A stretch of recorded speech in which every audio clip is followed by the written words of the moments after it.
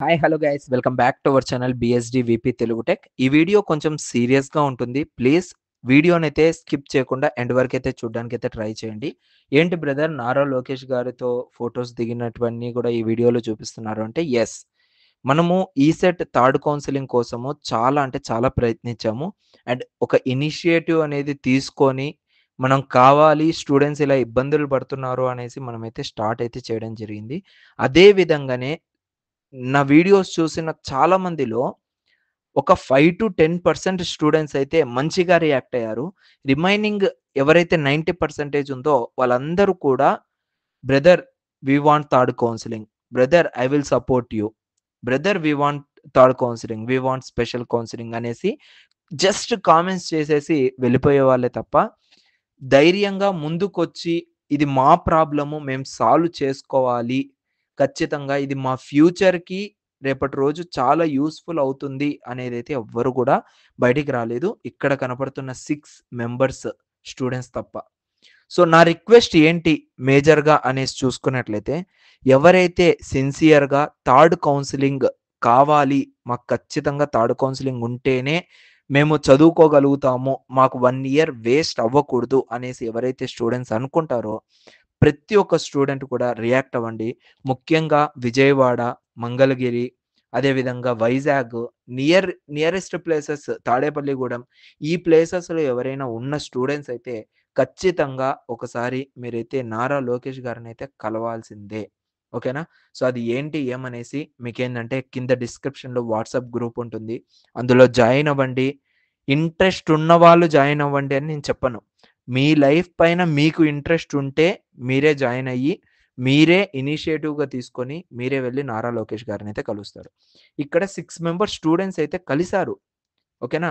ఇక్కడ కలిసారు. ఈ టోటల్ 6 మెంబర్స్ స్టూడెంట్స్ వాళ్ళని కలిసి ఎక్కడ కలిసారు? ఎలా కలిసారంటే అర్ధరాత్రి 2 గంటలకి నారా లోకేష్ వాళ్ళ ఇంట్లో బయట గేట్ దగ్గర వెయిట్ చేసి, 2 గంటలకి వెయిట్ చేసి అపాయింట్‌మెంట్ తీసుకొని అప్ టు 8:00 వరకు, మార్నింగ్ 8:00 వరకు ఆ క్యూ లైన్‌లో నిలబడి, ఓకేనా?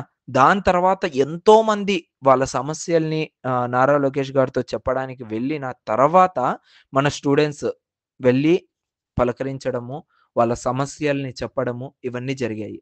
ఎందుకు ఇంత ఆవేదన? ఎందుకు ఇంత బాధ ఈ స్టూడెంట్స్ కంటే, వాళ్ళకు వాళ్ళ లైఫ్ పైన ఉండే ఇంట్రెస్ట్ అలా ఉంది. వాళ్ళు చదువుకోవాలనుకుంటున్నారు. బట్ మంచి కాలేజ్ రాక, ఓకేనా?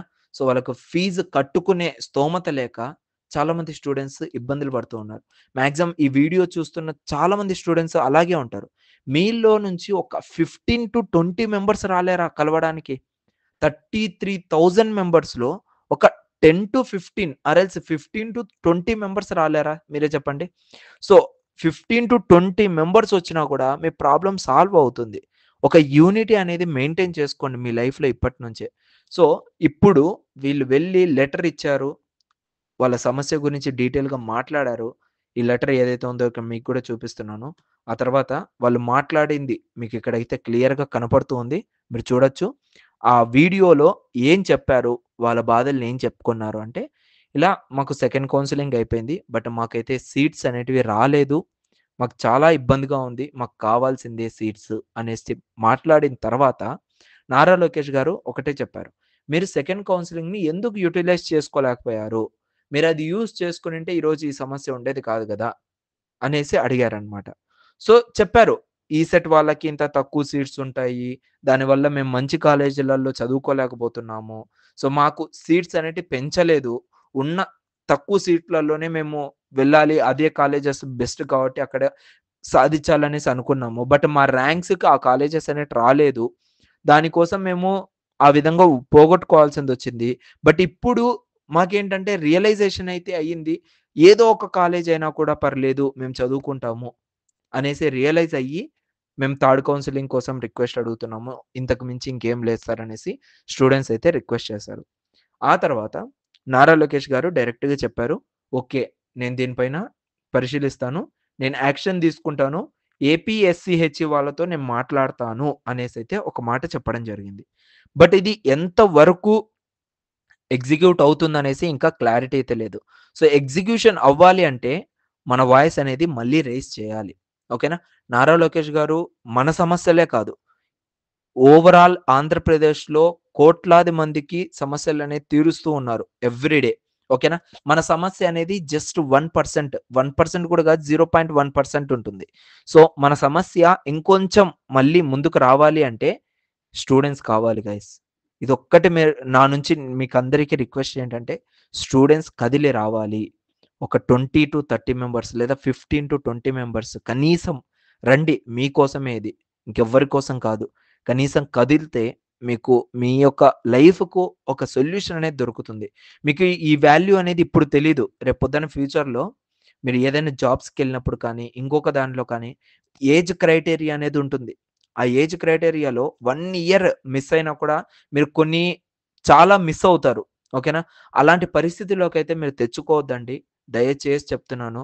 మీకున్న ఆపర్చునిటీ ఏదైతే ఉందో దాన్ని యుటిలైజ్ చేసుకోవడానికైతే ట్రై చేయండి. ఇప్పుడు మనం ప్రయత్నించినా కూడా ఓడిపోతాము అనుకోని మనము ప్రయత్నించకుండా ఉండలేము.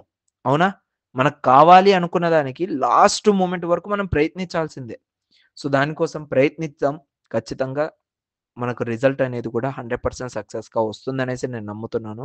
ఎందుకంటే ఈరోజు స్టూడెంట్స్ వెళ్ళినా కూడా వాళ్ళకి ఇదే జరిగింది. సో, ఇంకొకటి నేను నిన్న కాక మొన్న ఒక వీడియో చేశాను. లైక్ ఈసెట్ థర్డ్ కౌన్సెలింగ్ గురించైతే ఇంక మర్చిపోండి.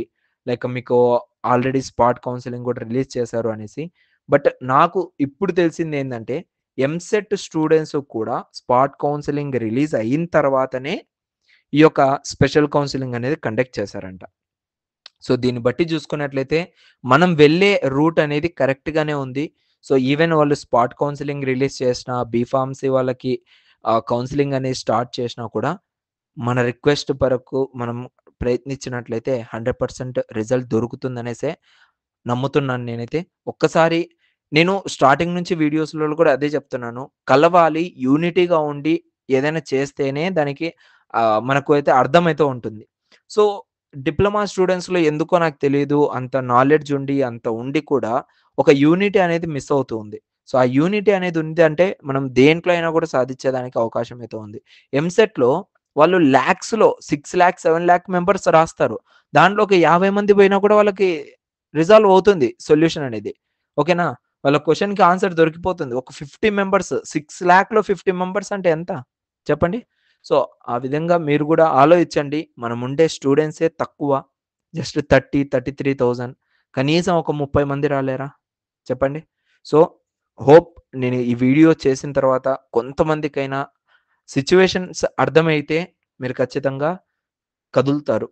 ముఖ్యంగా విజయవాడ పరిసరాల్లో, తాడేపల్లిగూడెం పరిసరాల్లో, వైజాగ్ అండ్ అదే విధంగా మంగళగిరి మన స్టూడెంట్స్ చాలామందున్నారు. ఒంగోలు ఖచ్చితంగా కదలండి. కదిలి మీ సమస్యని తెలుపుకొని సక్సెస్ అనేది చూడండి. Okay. Thank you so much guys. See you and all and love you to all.